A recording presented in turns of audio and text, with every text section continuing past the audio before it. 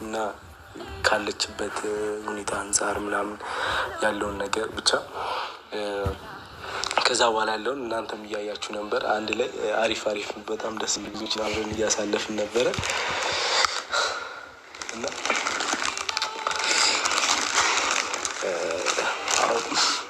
ጊዜው አይደለም እና ብቻ ከዛ በኋላ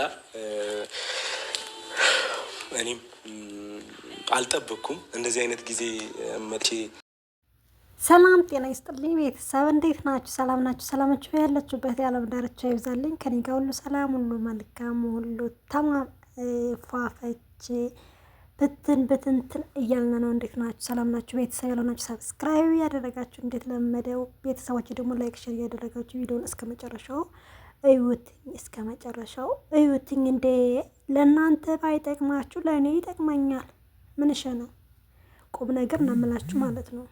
እኔ ዩቱብ እንደዚህ ሰሞን ሰዓት አንስቶብኝ አያውቅም። በቃ ሰዓቱን ወሰደው፣ አስጠላኝ። እውነት ላይ መግባትም አስጠላኝ። ላይ እየገባውም ሰዓቱን ያነሳዋል፣ ቪዲዮ እየሰራውም ሰዓቱን ያነሳዋል። ታዲያ እኔ ምን ላደርግበት? እስኪ ሹክ በሉኝ። ቅመም ምናምን ነገር ይነሰነስበታል እንዴ? እውነት እኔ ስላልገባኝ ነው ማለት ነው። ምናልባት ሰዓት እንዳያነሳ የሚደረግበት ነገር ካለ ሹክ በሉኝ። ቤተሰብ ሀዋይብ ንገሩኝ። በቃ ሰዓቱን አነሳው። እንግዲህ ሞኔታይዜሽን መነሳቱ ነው ማለት ነው። በዚህ ሁኔታ ሳስበው ትንሽ ነው የቀረው ሞኔታይዜሽን ራሱ ሊነሳ። አመት ካለፈው በኋላ እንደዚህ ነው አሉ። ምን ተሻለኝ ታዲያ? ጭራሽ አይሰጠኙ። ላይቭ ገብቼ 2 ሰዓት ተቀብጬ ምንም ነገር አይሰጠኝም። እንኳን ሊሰጠኝ ያለኝን ራሱ እየወሰደው ነው። ቪዲዮም አልፎ አልፎ እየሰራው ነው፣ ግን እምቢ ብሏል።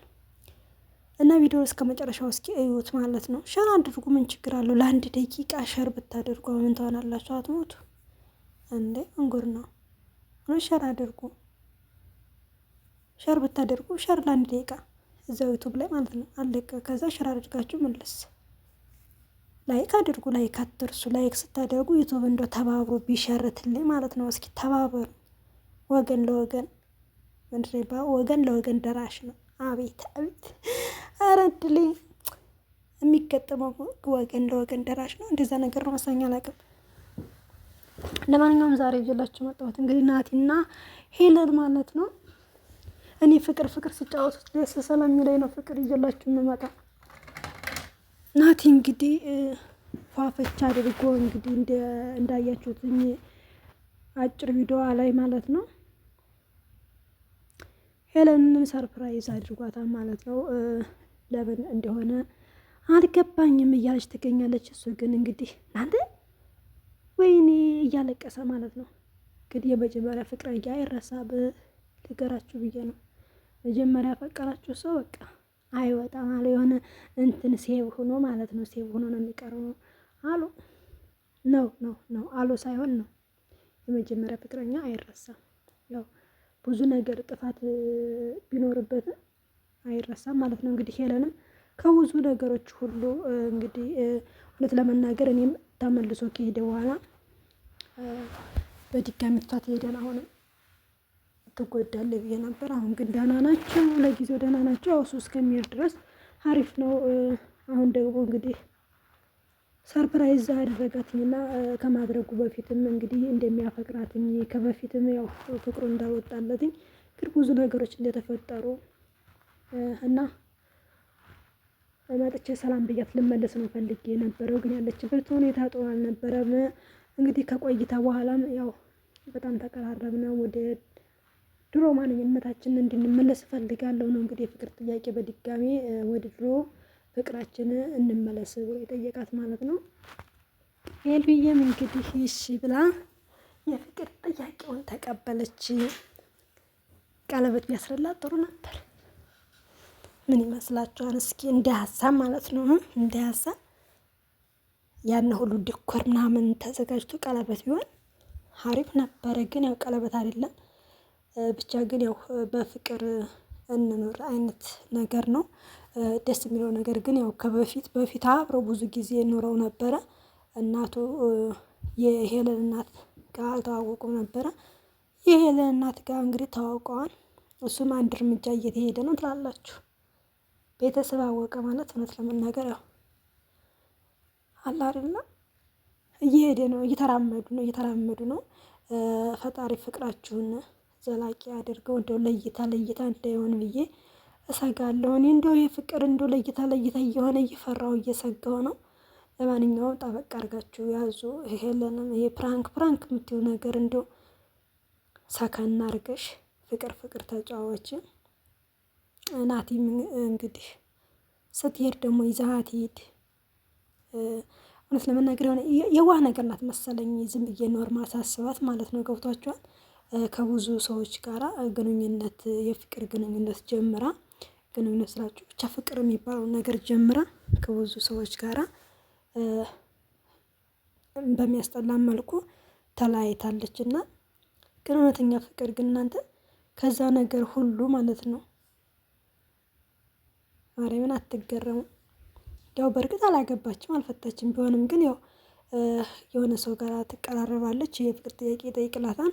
አብሮ መሆን ፍቅር መጫወት ሲጀምሩ ደግሞ ሌላን ታሪክ ይፈጠራል። እንደዛ ሆኖ እሱ ደግሞ ያው ሚዲያ ላይ ምናልባት በውስጥ ወንዶች ደግሞ ውስጥ በውስጥ ምናልባት ካልሆነ ሚዲያ ላይ እየታየበት ፍቅረኛ የለውም። ግን ከዛ ነገር ሁሉ ወደ ኋላ ትቶ እንግዲህ ፍቅራቸውን እንደ አዲሱ ጠየቃት ማለት ነው። እሷም እሺ ብለዋለች። እንግዲህ በዚሁ ሙዚቃም ተጋብዛ ሰርፕራይዝ ተደርጋለች።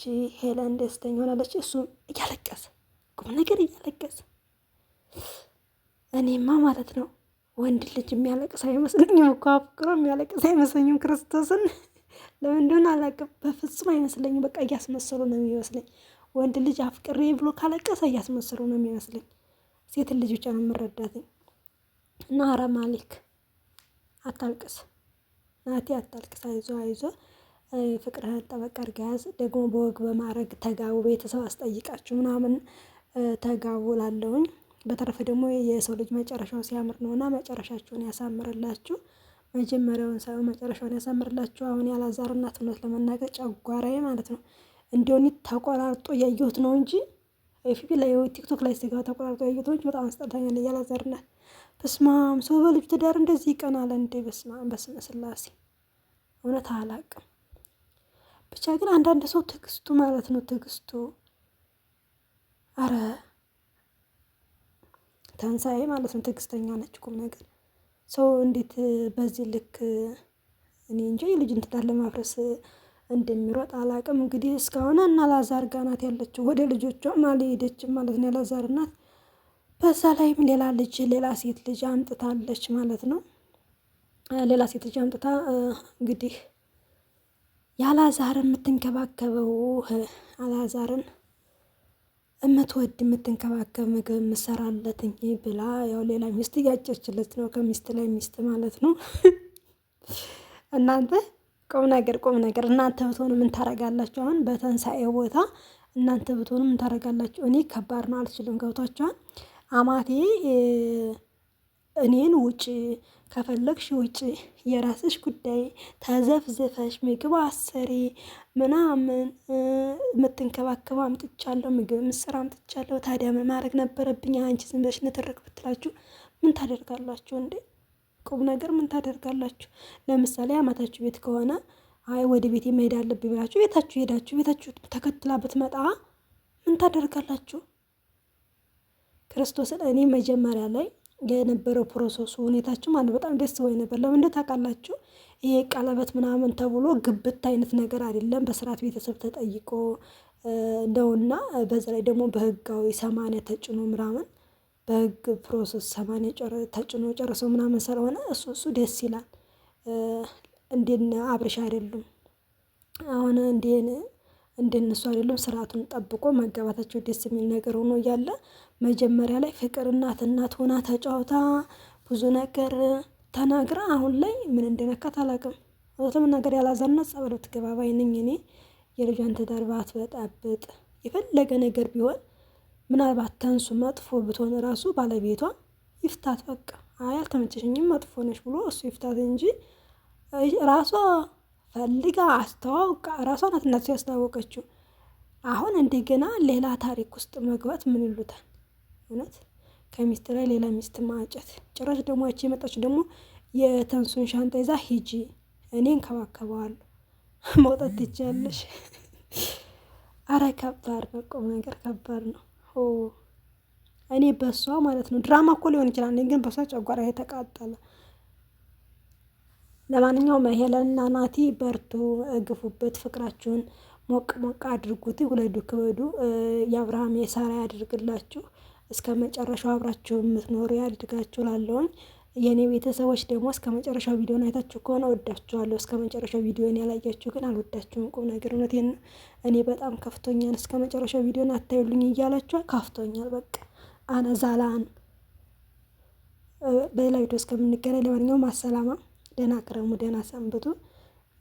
ይኸው አሁን እንዲሁ የኔን ድምፅ የመጨረሻዋን ስሟት።